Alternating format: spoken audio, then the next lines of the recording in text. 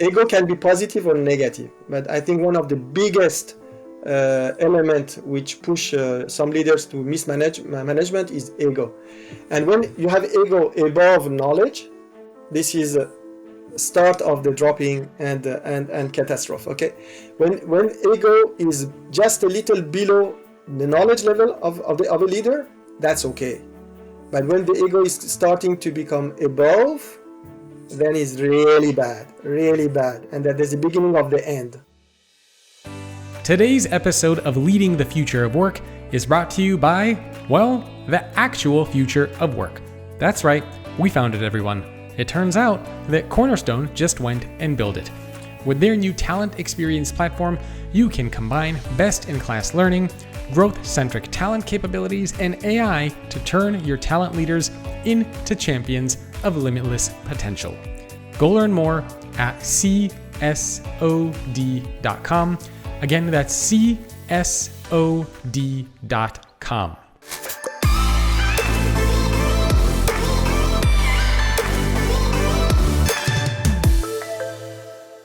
Hey everyone, welcome to another episode of Leading the Future of Work. My guest today, Peyman Kargar, the chairman and president of INFINITI. Peyman, thank you for joining me. Thank you. Hello everyone. So for people not familiar with INFINITI, can you give a little bit of background information about the company? What do you guys do and how many employees do you have? Yeah, so INFINITI is the premium brand of Nissan Motor Corporation. So we are based in Japan. The headquarters is in Yokohama.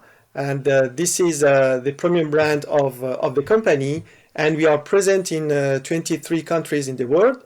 And we have actually around 2,000 employees dedicated to the brand, but we are leveraging the employees of Nissan Motor Corporation in different functions. So we have shared resources and dedicated resources for the brand.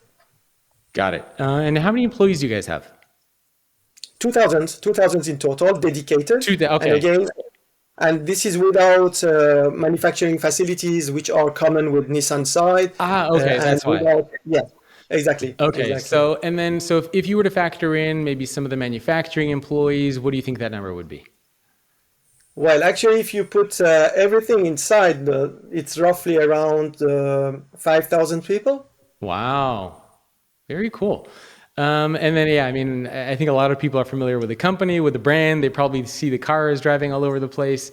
I'm really curious to hear about your background because I was doing a little bit of Googling and searching, and you have a pretty interesting background, which we'll get to in a little bit. But why don't we start with where you grew up, how you were raised. Tell us a little bit about where you came from. Well, actually, so I was born in Iran. And I left the country when I was 16 years old. I came with my family to France, and then we established ourselves in France. I got French nationality, and then from there I continued my life there. So I did my studies there, I did my engineering school and university there, and then I started to work actually mainly in automotive industry from the beginning. Then I started to work with a lot of different cultures and countries thanks to my job actually, and traveling a lot from the day one and discovering different cultures, different functions, different areas, different interests of people, etc., etc. So it was a very interesting journey actually so far. Very cool. So you left when you were 16. Yes. And then what was it like growing up there as a young child? Well, actually, it was one of the most impactful events in my life. Leaving my, let's say, born country and then coming to a different country, it was a big shaking point actually. I lost first at the beginning all the references, all comfort zones, going out from the environment I knew and to a new environment. So at 16 years old, I started to learn first the French language because even the language I didn't master it, and then starting to position myself, to reposition my life there, and then to start a new life somewhere. So it was a really turning point in my life, and it was a hard working period. Yeah. It was a questioning a lot of things in my life at that time when I was 16 years old. So what sort of And questioning, what sort of well, things? well, actually, when you lose all your references, Yeah. then you start to question the main values you have, the main objectives you have in life. And then you go more inside yourself to see what is finally important. Because when you lose the references around, you look at what is really important for you and what you want to fight for, okay? And then what you want to do with your life. So that was exactly a really strong turning point for me. And I could value at that time the huge benefit of hard working, following my way, but at the same time listening, looking around, what's happening around, and then to protect my values, but at the same time to be open to the others, to the new things you have around you. So that was really, Yeah. for me, one of the turning points. So what did that help you discover as far as what you care about and what you value and what kind of a person you wanted to become and the type of leader you wanted to be? Were there some significant lessons that you took away from that? Yeah, so the first point was you can be what you are and in the environment you are, but others are different. And it's not a problem. And you can have different environments around you, and it's not a problem. If people are not similar to you, it's not a problem. Okay, so, and then you start to be open to the others. I think from that day, the diversity point of view was really underlined in my life, and understanding, having tolerance with the others, but also at the same time the curiosity to listen to the others, to understand, to discover, but also at the same time not to get everything, not to lose your time with everything, but to use your time with what is necessary for you and what you value, and not to spoil your time with what is not useful for you and what is not valuable for you. So that was that's why I'm saying it was a really shaking point, and putting things in the right way, let's say. Yeah, that makes sense. Okay, so you get from Iran in France, right? In Paris? Yes. And what happened when you got there? Did you go to school there, get your first job there? Yeah, actually, I did high school there, and then I started a engineering school, one of the good engineering school in France. And then once I had my diploma, I started to work actually in automotive industry, mainly from the day one. And I was working for Renault company at that time. And I did several. Actually, I was lucky because I went through all the functions of all the value change of automotive industry. So I started by engineering, then I went to quality division, then I went to manufacturing division, then I went to after sales, then I have been appointed country manager, managing a business for the company. Then I was in sales and marketing area, etc. And then I joined Nissan in 2017. As the chairperson of one of the 5 regions of Nissan to manage all the functions there. And now since 2020, I'm in charge of Global INFINITI. So I was lucky to go through all the functions in the automotive industry, so all the diversity of functions and skills.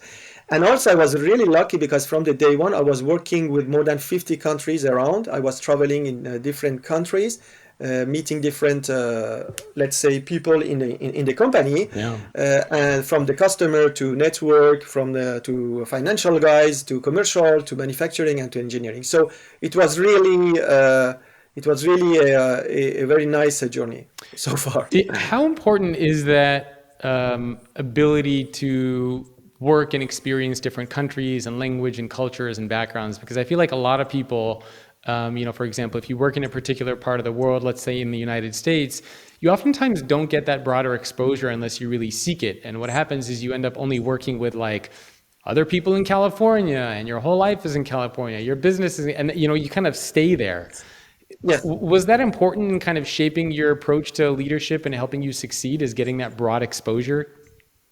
Yeah, it was a key point, frankly speaking, because in fact, when you are in a given environment, you have the rules and the traditions of the environment. But when you are a global company and you need to work with other countries, other cultures, other way of looking at things, when you face the other culture or other way of doing, you from time to time, if you didn't have this experience, you don't understand why things don't work, why you don't succeed on something. Okay, but once you understand the culture, once you understand why the others are thinking differently or how they are looking at things differently, then you have the ability, to sit down and then to try to find the common interest. Okay, but if you don't know the different cultures, the other practices, you have a lot of difficulties to understand why, and then you act differently and you push things differently. And it's not always in a positive way, Yeah. and it's not always pushing things to the successful way. And I read that you lived, and I don't know if there's probably more countries than this, Japan, UAE, Paris. So you had the opportunity to actually live and experience culture in these different parts of the world. Would you recommend that leaders do this if they have the opportunity to do so, especially maybe like young, aspiring leaders early on in their careers? Yeah, I think it's more than this. It's we need to look out of the box. Yeah. Always. That's a principle of my life. So it's not think out of the box, it's look out of the box. So when you are in a given environment, you have to look out of the box. So it can be going and live somewhere, but it can be also travel to go somewhere. Yeah. It can be having friends in somewhere else from different cultures, but you need to go out of the box. And that's why also in my daily life, personally, private life, but also professional life, I'm always keeping time to look out of the area I'm living, I'm working, I'm looking at, because that's the way you feed yourself. And I think coming to your question, this is absolutely key for leaders to look out of the box and to have time for that. So how do you actually do that? You mentioned that even today you still make time to do that, because some people might say, well, Peyman, I can't travel across the world, I can't do all these things. Do you only get the opportunity to look out or live outside the box if you can travel and you have a lot of money to do so, or can you do it otherwise? No, you can do different ways. Frankly speaking, typically, one example I give one professional example and one personal one. So professional one in INFINITI, typically, we have created. I ask the teams to make free Friday afternoons. Friday afternoon, I don't want any formal meeting for INFINITI members and INFINITI team. And I'm asking them, Friday afternoon, guys, it's for you individually or together to sit down, to benchmark, to talk about innovative things out of automotive industry, to bring ideas, to try something. But Friday afternoon, it's not formal meeting, and that's the individual or collective area. So we put some training in after sales, after afternoon Fridays, etc. So now it's becoming a tradition in INFINITI. Friday afternoon, people sit down together or by digital, talking about different things. It can be some ideas coming from another competitor. It can be something out of automotive industry. It can be about a very nice innovation in the world. So it's really bringing the passion of people.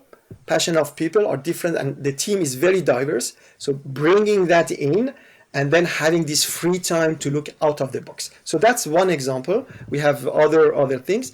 In my private life, and that's in your question, you don't need always money to look out of the box. You can, you have different practices. You can read, you can have passion outside, you can have friends outside, you can learn languages, you can travel for your holidays, you can look at documentaries to learn something. But it's not automatical. You have to dedicate time for it. you need discipline for it. Of course, it's hopefully mainly pleasure to do that, but from time to time you need to have discipline to do it, because if you don't do it, you do something else, and then at the end of the day you don't dedicate time for it. So I think it's, one of the principle which is guiding me is really look out of the box. Yeah. So and dedicating time for it in any way, and people are different, they can do it differently, living somewhere else, talking to others. There are different ways of doing that. Yeah, I like the message of there's no excuse to basically keep from expanding your horizons. You can Yes. always learn. I want to go back to one of the first jobs that you had. I think it was in the 90s. I think it was the early 90s, and the company was Vinci Energies. Is that right? And I think this was like the early 90s. Was that your first corporate job? You're talking about my first job, yes? Yeah.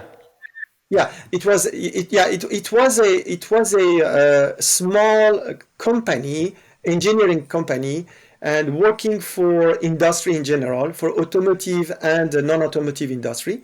And I started there and I stayed there 2 years before being hunted by automotive industry. So I did 2 years there and started as a, let's say, engineering, drawing, industrial things, and designing new things, up to managing a small team there, and interacting a lot with the customers. So Yeah. it was very rich, because for a very young engineer, starting to interact with the big customers quickly and satisfying them, and not always easy to satisfy them, but at the same time looking at the benefit of the company, it was really a good learning point. So what was it like working back then? Because obviously work has changed quite a bit, leadership has changed quite a bit. If you were to think back to that job that you had in the 90s, what was leadership like? Was it very command and control, top down? Was work very No. bureaucratic? This is small. Yeah, no. This small company was more like a startup way. It means Okay. that they actually, this was a small company, so they were really relying on the staff and the people they had, and again they were relying on how I would interact with the customers, and how I would build the answer to the customers. So it was not I think the top down is happening much more in bigger companies in general, and not always because of the boss on the top, also because of the heavy processes and heavy KPIs you have in the big companies, and that could start to be a problem, because creativity, the value of people, can be constrained and limited, because you put them in boxes, or you put them in the process, and you impose to them KPIs.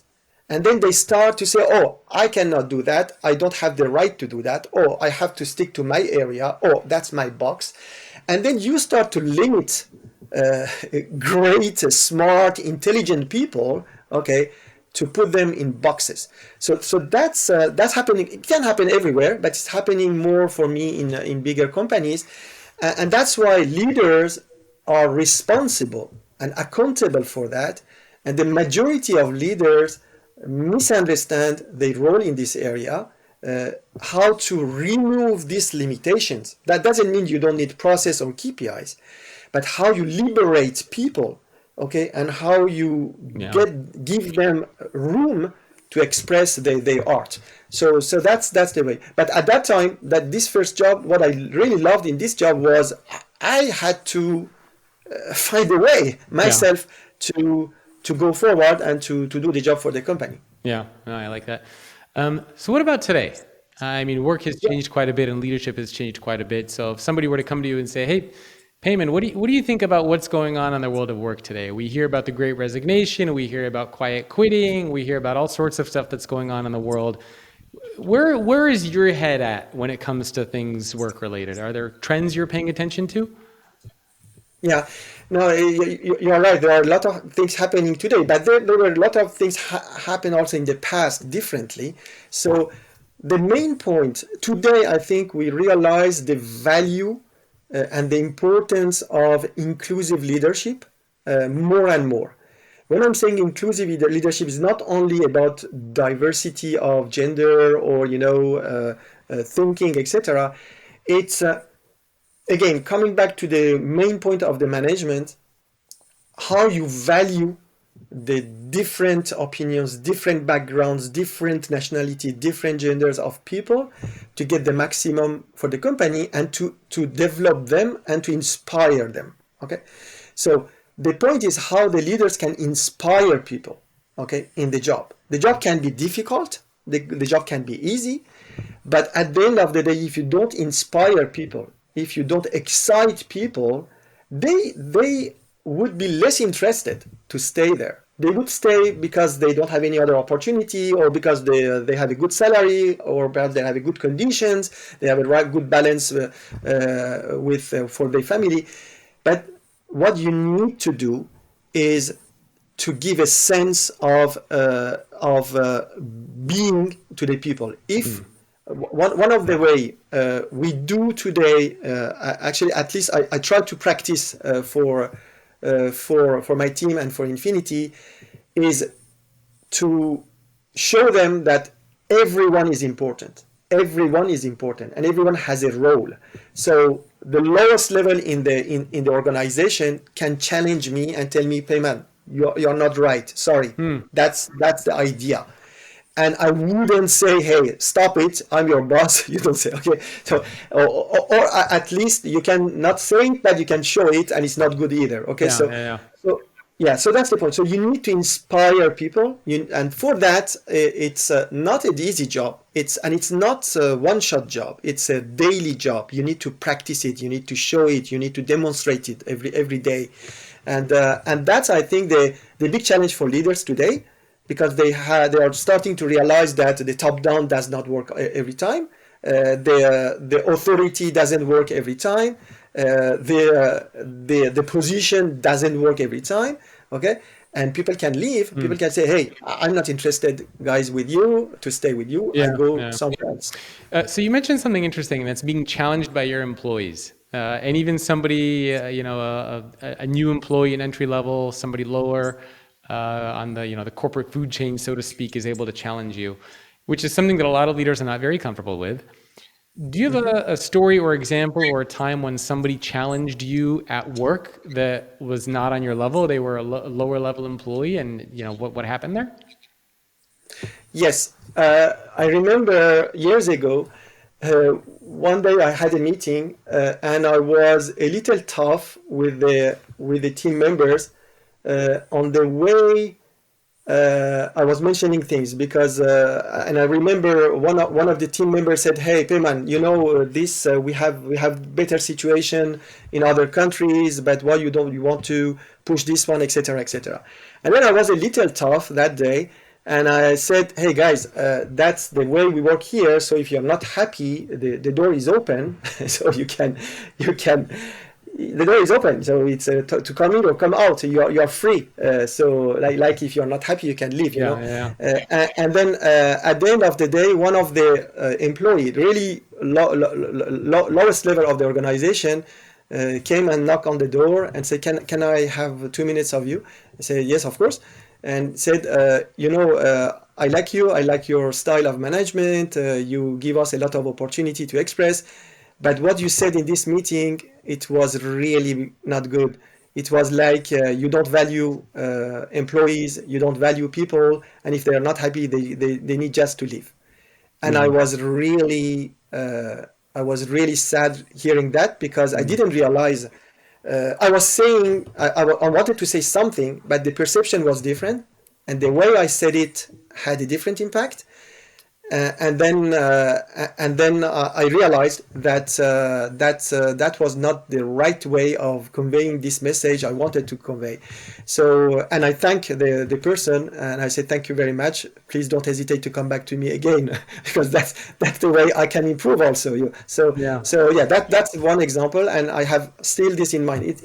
It happened 10 years ago, so I have still this in mind. I'm not sure I'm not making a similar mistake again, but at least I have this in mind. Cornerstone is so confident their new talent experience platform is the future of work that you can actually seamlessly integrate into their biggest competitors. Learn how to unlock the limitless potential of your workforce at csod.com. That's csod.com. It's interesting that oftentimes how a leader perceives they say or do something isn't always the way that it comes across. Yes. Do you have like a trusted group of peers or a network that you can go to on a regular basis who will give you honest and candid feedback around what you said, what you did, how you performed in a meeting? Like, do you have somebody like that you can go to? Yeah, actually, I do different things. One is with my management committee. So my management committee, the 19 people around me, different function, I created an environment where we gather together, we decide short-term, mid-term, long-term actions, and everyone has the right to express. And I try to make sure that nobody is scared or limited to do it, including to myself. So, but then not from the day one when you start to work with people, but after a few months, every time in each function I had, people start to feel comfortable to tell me what they think, even about myself. So, and there are a few people I'm telling them that's your role to challenge me. Typically, Steve in communication, I'm telling if you don't correct me, if you don't tell me you were wrong, how you want me to improve, that's your job. So you have the right to come to me, Peyman, that was not good what you said. Yeah. That was not good. So there are a few people, I'm telling them that's your role. So my head of communication, my head of HR, and even my assistant, my PA, my personal assistant. So saying, guys, you have to tell me when I'm saying things in a wrong way. But then the management committee, we set up this environment to be able to say, and I have feedbacks from them. And then it's not the only one. I put in place every 2 weeks, I have 1 hour or 1 hour and a half with 8 employees. Okay. From different positions in the organization. Oh, it's different people all the time. Oh yeah. I mean, anyone from the organization, and I ask HR to cover everyone. So we have 8 people every 2 weeks, and I sit down with them 1 hour, 1 hour and a half, and just free discussion. And I'm telling them there is no agenda, guys. Tell me if you have questions, if you have comments, if you have suggestions, personal or professional. That's we spend 1 hour together. Okay, so it's not easy for the first time to start that, but creating this environment and people to understand that you are their boss, okay, but you are not there to tell them shut up or you don't have the right to say this, etc., etc. You are there to show the direction and to make sure that everyone go to that direction, but you can do that only if you to listen to different opinions and make sure the choice you are making is the right one. So that's these 2 ways. So my management committee and this example of 8 people every 2 weeks. These are 2 examples of the way I try to get feedback myself. Yeah. And I'm telling them, of course, you can talk about things we should do differently, etc., or I should do differently. So yeah, it's not perfect. I'm not sure I'm getting really all the 100% of the feedbacks, but at least it's helping me to make sure that I'm not ignoring completely what's happening around and the way I'm conveying things to the team. I like that practice of every 2 weeks you get 8 people together. So now I'm curious, are there any other things that you do as a leader, any unique other practices or things that you put into place that maybe other leaders out there can learn from and implement? Yeah, so these 2 things, it's mainly from myself. It's not a conventional way. We have also conventional ways. We have surveys. We have annual surveys. All employees anonymous, so they can express what they want. And then we have meetings with the management committee to define the actions. And this what I would call that conventional, but this good conventional way anyway. But as really my own practice is these 2 examples, or I can give another one, which is in all meetings, in all interactions with the teams, I'm taking care of looking at people and to try to understand the perception they can have about what we are doing, the way we are expressing things, etc. And I'm pretty good in that to feel how things can be perceived, and then I react to that. So when I'm feeling that somebody is scared to talk, and because and then I try to find a way to put him or her in a comfortable zone to express. Okay, so I'm practicing that also regularly. So you have leaders during the meetings, they are looking at their smartphone, making their SMS and say yeah okay, and or to say people, hey, straight to the point, guys. I'm not in that mood.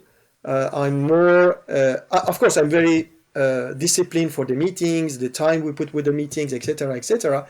But at the same time, I'm really looking at the way people can perceive what we are, doing and conveying. So yeah.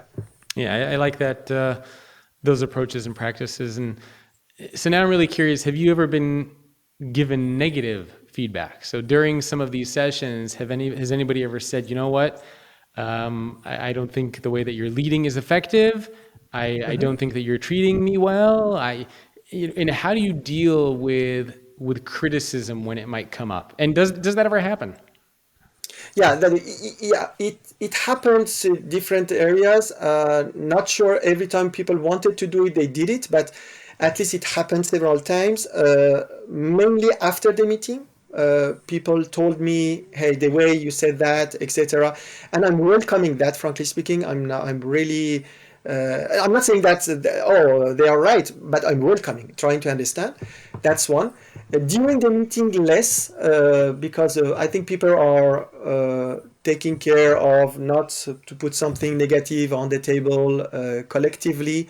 But I have feedbacks after, and yes, I had negative feedback, of course, after these sort of meetings. One of them was we had a process to define how to let's say reward the best ideas in INFINITI for the full year, and I asked a team to start to look at it and to propose ideas. Okay, so and the team came with several ideas. Okay, these are the 5-6 ideas, and then we had to decide which one we raise as a main topic for President Award of Nissan Motor Corporation. Okay, so that's a good example, and I was feeling that the proposals they were making was not underlying enough the good job they were doing. Okay, and I said, hey guys, the main points you did, I mean, all of these are great, and we can keep that for the reward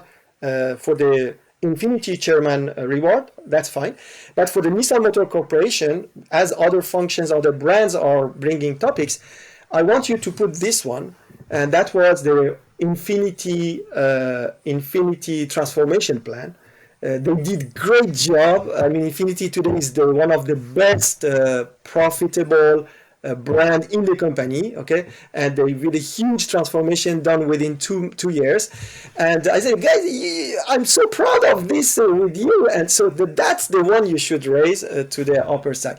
And majority said, yeah, great, here we go. And then after the meeting, my head of HR came to me, said, hey, Peyman, you impose your idea.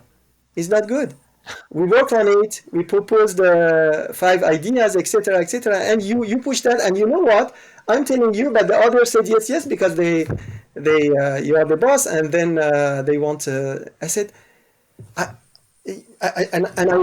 listened to that, and I explained, and finally the topic we put on the table, which was rewarding all of them. Actually, this was a transformation plan.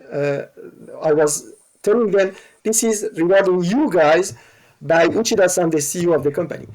And then it happened, because INFINITI won the President Award of 2021. And after that, my head of HR came to me and said, wow, you're a genius, Peyman. That day you put that was for us, to reward us. Yeah. And you did it. and we didn't propose that, but you did it, and I understand now why you pushed that. So I'm saying this example because I listened to her, and I was telling myself, okay, I need to, when I know that this is the right one, I need also to explain perhaps more. But she dared to come to me and to say it's not good. And after she recognized that that was, a genius idea, and they have been rewarded, not me, because it was a team rewarding, So yeah, so I'm listening to that. Doesn't mean that you give up on the direction you consider good for the business, okay? But you have to listen. You have to understand, and then at least you owe explanation to the teams. You owe pedagogy. If they are wrong and you have that you have to do it differently, you need to spend more time, okay, to not to create frustration. So that's one example. But she came to me, she did, and then so yeah, I have other examples. We can mention several of them. What does it mean to create negotiables every day? Okay, you mean in the job? Yes, yeah? Yes. I heard that is one of the things that you practice and that you recommend other people do, is have these like daily negotiables. Yeah, I don't say it's negotiable. It's more freedom to express his or her opinion, and then to make the right decision based on that. Okay, so that's absolutely key. When I have my management committee around me, okay, I'm the boss. Okay, I had several experience in different functions: sales and marketing, quality, manufacturing, etc. But when I have my head of sales and marketing, I consider that this lady knows much better than me. Okay, yeah. What is happening, because she's concentrated on that. And then my head of finance, even if I know the numbers of INFINITI, I know where we are. I recognize that he is better than me. Okay, so this respect to them, to say, guys, this is my idea, but what do you think? What is your point of view? Or when we go somewhere and some of them is saying, hey, sorry, this point we need to take in account. This freedom of expression is absolutely key to make sure that you take the right direction. Yeah. Okay. It doesn't mean that you negotiate everything or you change direction every time. No, not at all. It's a discipline to respect everyone and to value the knowledge of each of them, and then to make sure that you are making the right direction. Okay, so it's more freedom of expression, respecting the knowledge, the different opinion, the different way of looking of people, to make sure that you take the right decision. Yeah. Got it. Okay. One of the other things I wanted to touch on, it's not specifically work related, but I know you're also a very talented painter, and I've seen some of the different things that you've put up on Instagram over the years, which I find is very interesting. That you make time for this kind of creative outlet. And sometimes I feel like a lot of leaders struggle with that, right? You feel like you have to work 14, 16-hour days, and all of a sudden all these other things suffer, family suffers, everything else suffers. And so as I was doing research on you, here I am, looking up stuff about you, and I see that you're this amazing oil painter on the side, creating things that look like they should be put up in museums and sold online. How important is that side for helping you as far as leadership? Like, do you bring some of the elements of art and painting into how you think about work? Yeah, as a principle, again, I think coming back to what you value in life is absolutely key point. That's the way you can be performing everywhere. Yeah. Okay, where it's necessary.